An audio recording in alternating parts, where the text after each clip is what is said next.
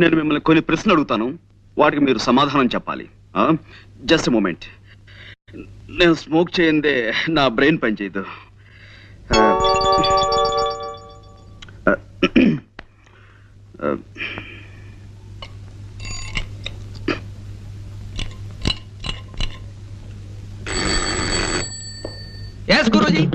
C mister Ganapathi, నువ్వు కిందకి వెళ్ళి ఓ 555 సిగరెట్ ప్యాకెట్ అండ్ 2 కాఫీ పట్టురా.